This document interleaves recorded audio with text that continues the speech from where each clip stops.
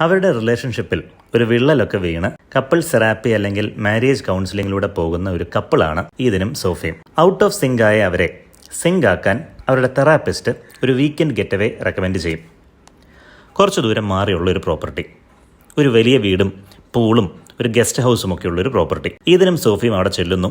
അവർക്ക് ഈ പ്രോപ്പർട്ടി വളരെയധികം ഇഷ്ടപ്പെടുന്നു. ഒരു രാത്രി അവിടെ താമസിച്ചതിന് ശേഷം പകലാവുമ്പോഴത്തേക്കും അവർക്ക് മനസ്സിലാവും അവിടെ അവർ തനിച്ചല്ല എന്ന്. അവിടുത്തെ ഗസ്റ്റ് ഹൗസിൽ അവരുടെ അതേ ശരീരവും മുഖവും ഒക്കെയുള്ള വേറൊരു സോഫിയും ഈഡനും കൂടി ഉണ്ട് എന്ന്.